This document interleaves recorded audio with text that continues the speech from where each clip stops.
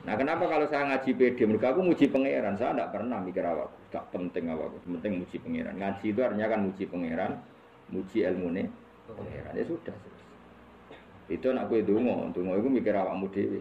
Mengenai dungo bek ngaji itu derajatnya dhuwur ngaji, mereka ngaji muji pangeran, nak dungo mikir awak dewi. Makanya masyhur itu ada dua kelompok di masjid, yang satu diskusi halal haram, yang satu berdoa. Nah, terus Nabi keluar dari rumah berdiri sempat ragu, saya kemana? Akhirnya Nabi ngendikan mereka itu berdoa kalau Allah mengabulkan ya disembadani. Tapi mereka belajar halal haram.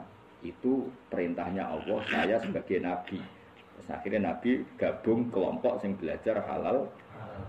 Karena belajar halal haram artinya ingin menghidupkan hukumnya Allah Ta'ala. Tapi nak wong donga kepingine iku kabul kajate. Intine mikir awake dhewe. Makanya saya termasuk ulama yang jarang berdoa.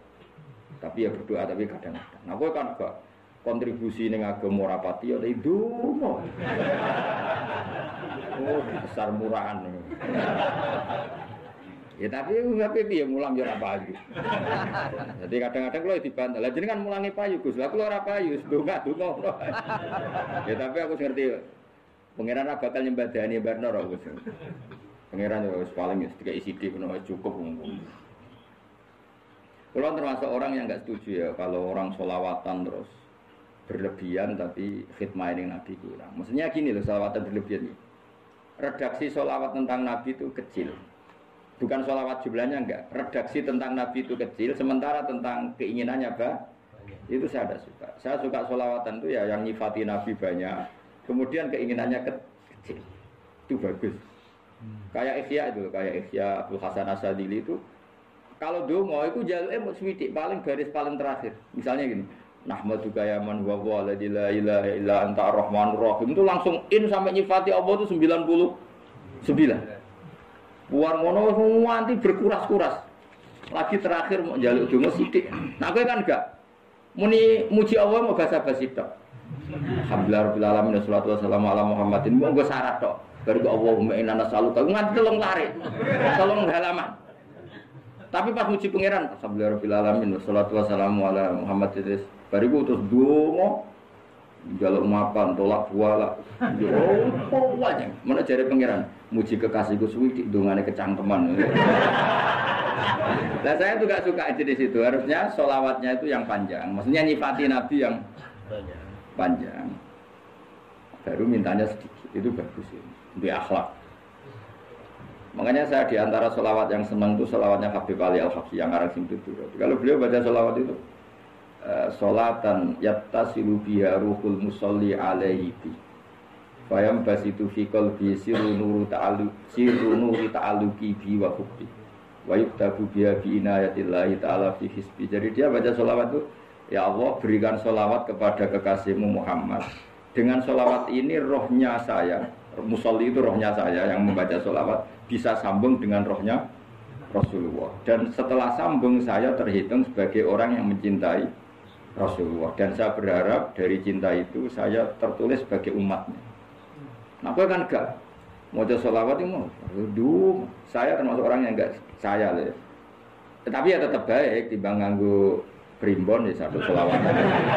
Tapi boleh punya etika lah dengan Rasulullah itu. Boleh kalau donga nyifati Nabi yang banyak, ya baru keinginan.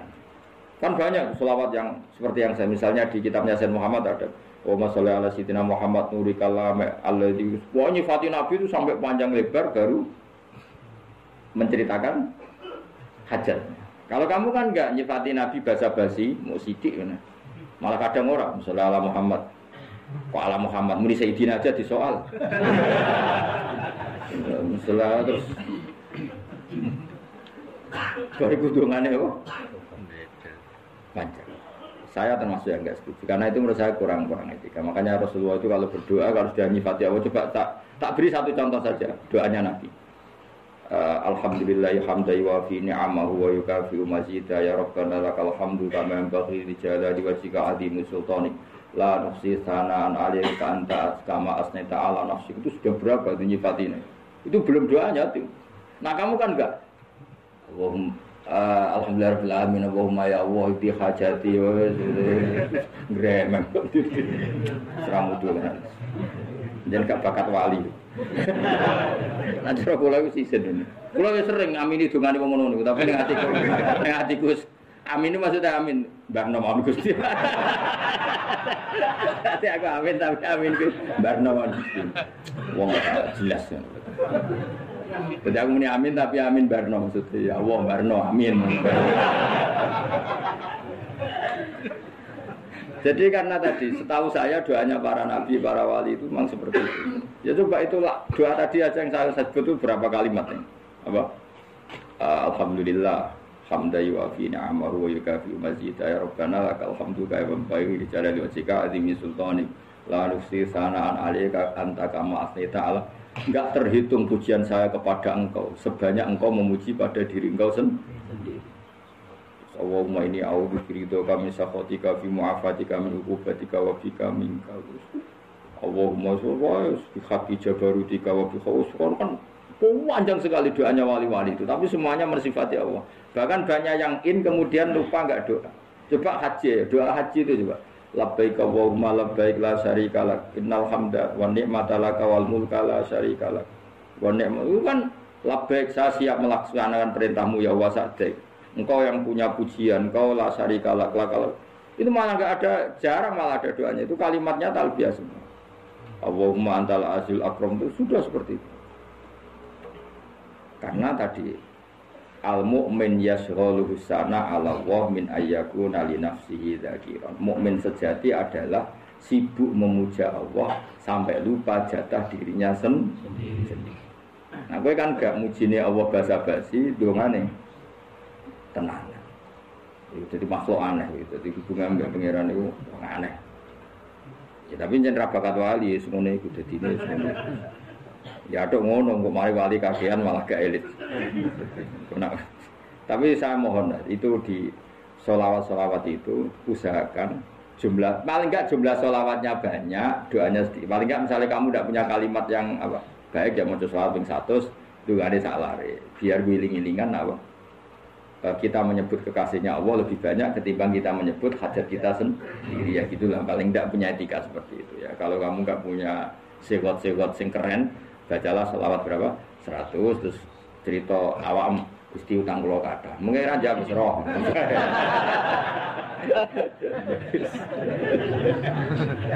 Tapi kan kita menyebut kekasihnya sampai 100 nyebut utang bisa. Ojo nyebut kekasih bisa, nyebut utangnya. Berarti yen sampean ditakoki pangeran, kowe nyebut kekasihmu piro bisa, nyebut utang 100 dasar rayu utang. Ya dan saya termasuk orang yang setuju tadi. Jadi kalau redaksi sholawat cari yang mujinya Nabi lebih lebih banyak. Karena itu nanti lebih diridhoi Allah Taala. Coba Allah sendiri kalau nyebut nabinya itu hitung saja. Laqad ja'akum rasulun min anfusikum. Jadi rasulun min anfusikum, seorang rasul yang sejenis dengan kamu.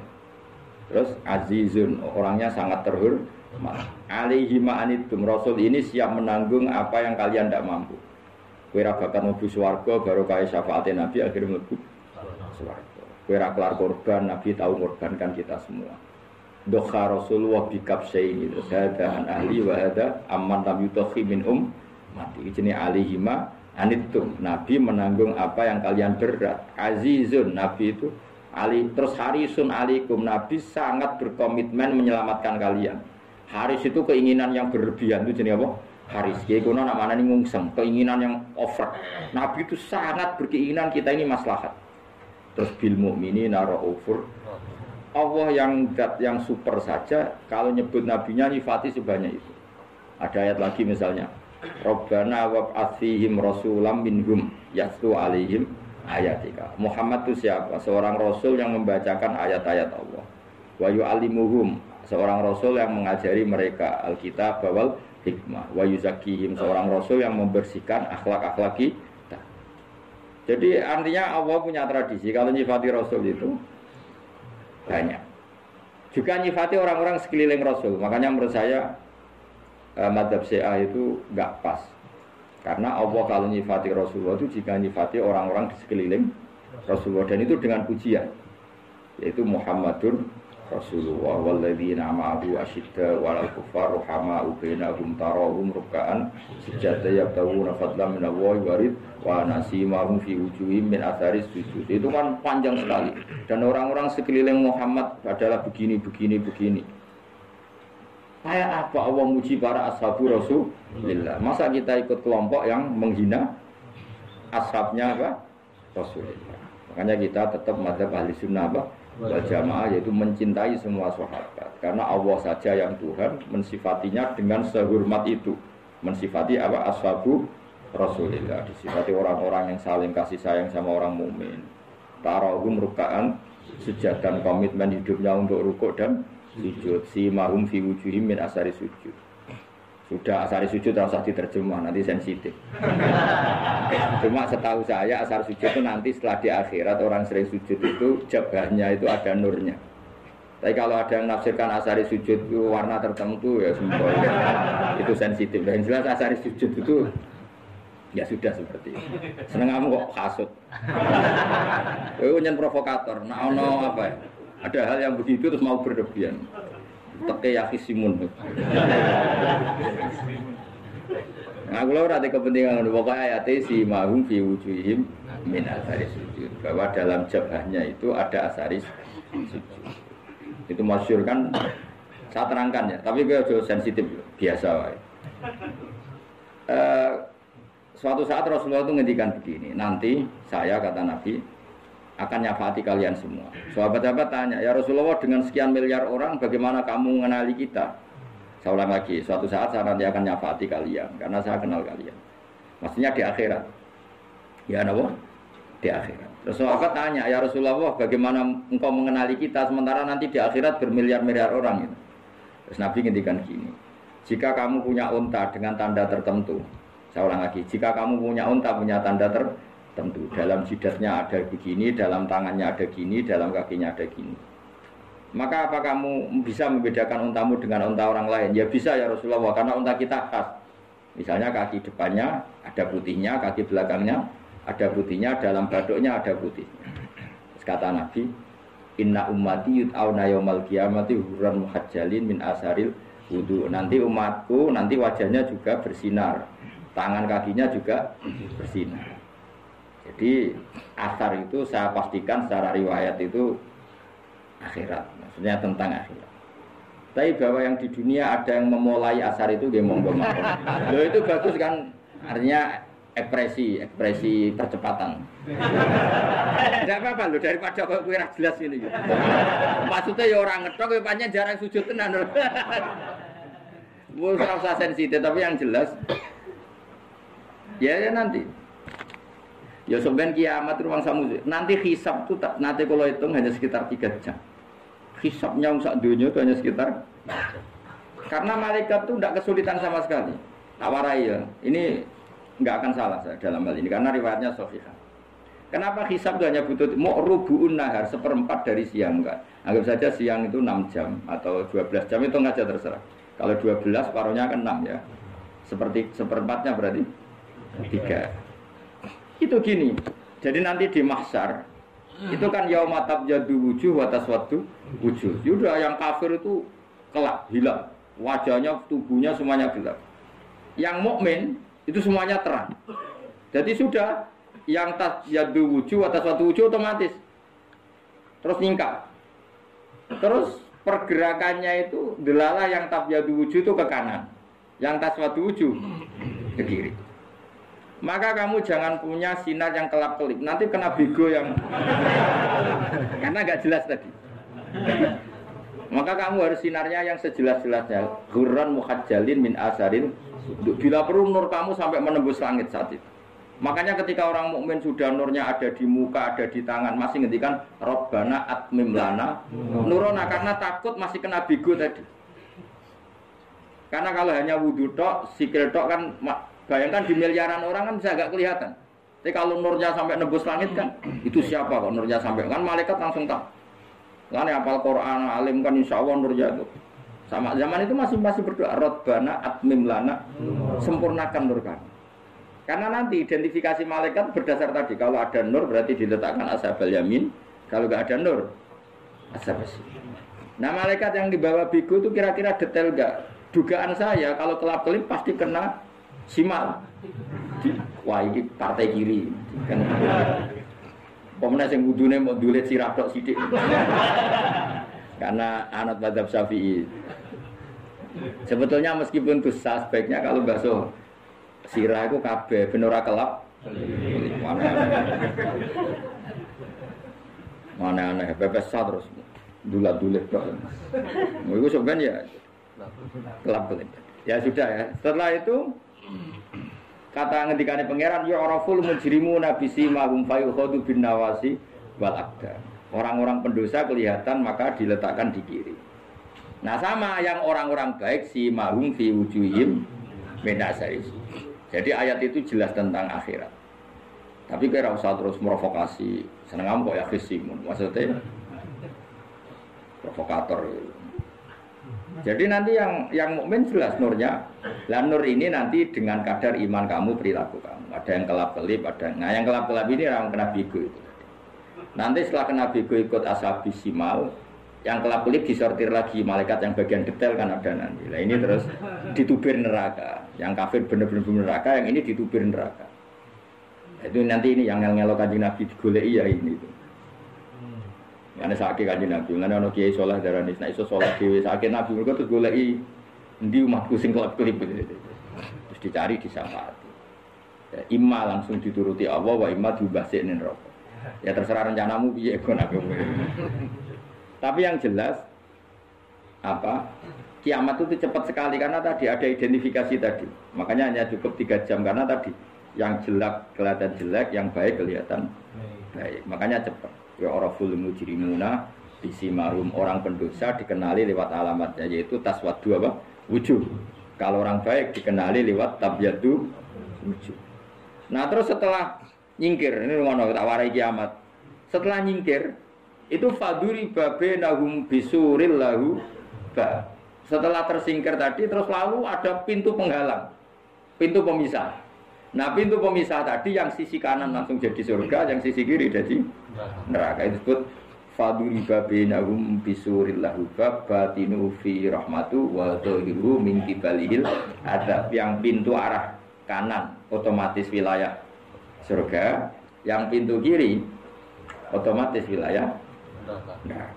Nah problemnya ketika penutupan pintu itu yang kelap-kelip itu katut kemana ini yang makanya kamu jangan malak partai yang apa? Kelap-kelip yang enggak jelas, itu koalisi kemana? Kalau partai besar kan iso nyalon presiden, partai kecil ini kan ikut kemana ini kan? Sing sak isore 1%, 2% ini kan repot. Loh coba misalnya nur kamu 2%, berarti gelap kamu kan 98%. Kira-kira malaikat mengkategorikan kemana coba? Ayo jawab. Gelap. Loh kode semangat Pak. Padahal itu bagian dari kamu.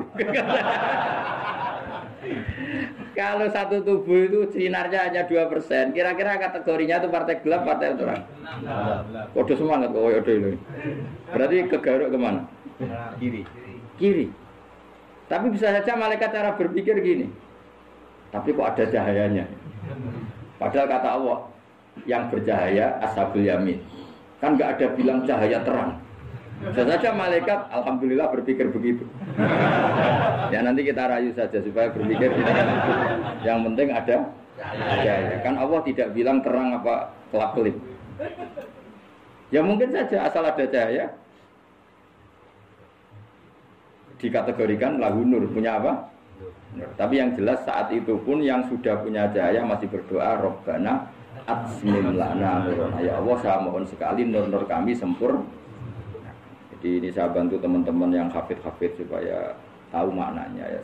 Dan yang enggak hafid ya dengar ya. Kalau nur itu penting. Makanya Nabi itu kayak apa, Nabi itu orang super. Itu kalau ngendikan wa mat'al min fawqi nuran wa min tahti nuran wa an yamini nuran wa an simali nuran, sampai terakhir Nabi masih mendoa untuk dirinya waj'al li nuran, dan semua tubuh saya jadi nur. Dan Nabi sudah gitu, ya Allah jadikan sisi depanku nur, belakang kami nur, kanan nur, kiri nur, terakhir itu waj'alni nuran, dan doa semoga semua tubuh saya Jadi itu termasuk doa yang sering saya baca. Karena saya takut kelap-kelip tadi, ini bahaya ini kalau malaikat.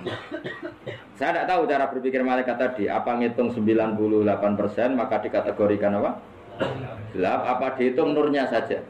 Wong instruksinya Allah kan yang ada nur, ashabul yamin. Meskipun kelap-kelip kan punya nur.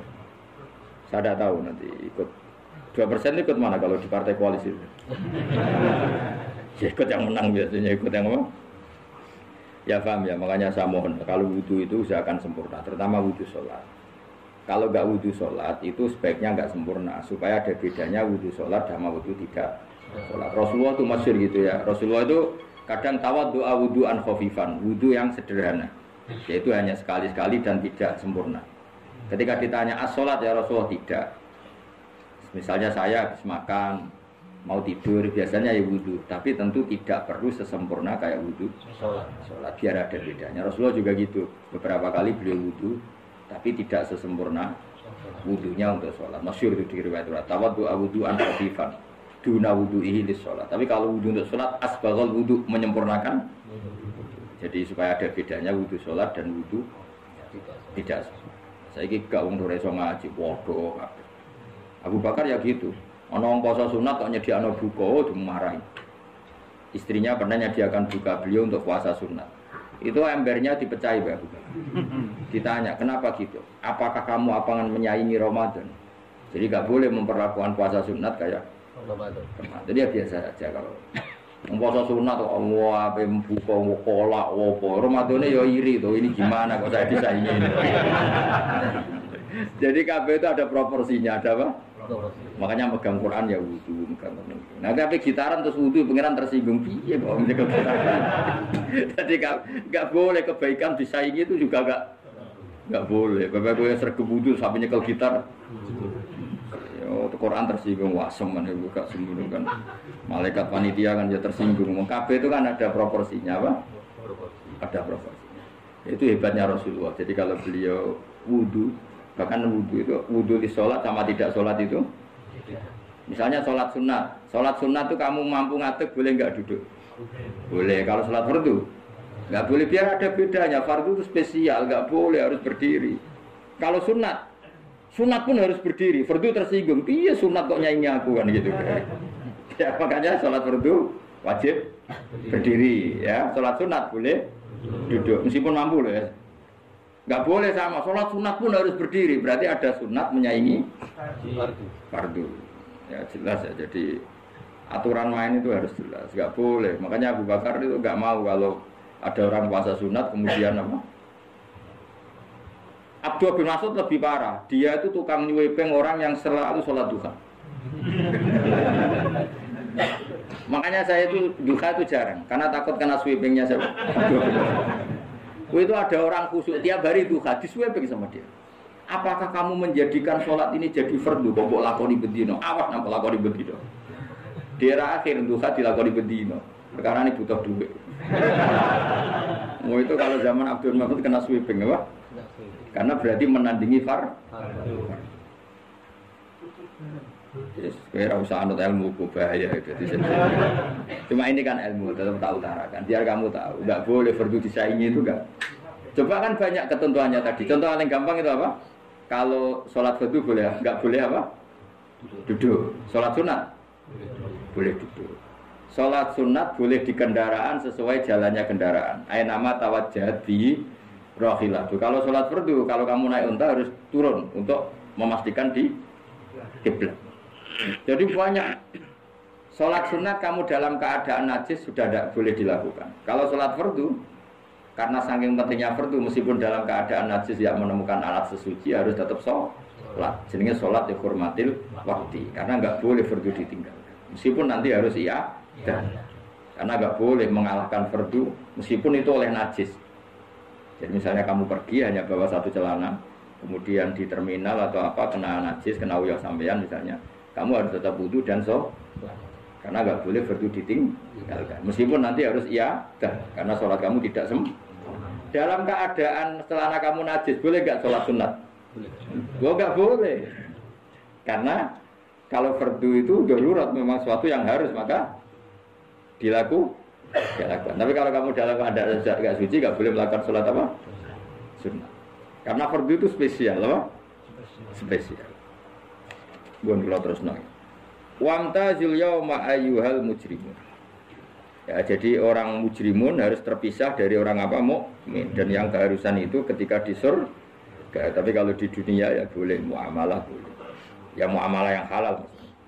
Infaridu tegese misal sira kabeh ana mukminin sing pira-pira mukmin intaftilatihim. Nalikane campure kufar utawa al mujrimin bihi kuan al mukminin. So rujuk ibu walik boten napa. Maksudnya rujuk itu walik ge sami intaftilatihim mukminin bihi kuan kufar atau kufar ning mukminin. Alam ahad ilaikum ya bani Adam. Alam ahad ana ta ora merentahno ingsun ilaikum maring sira kabeh.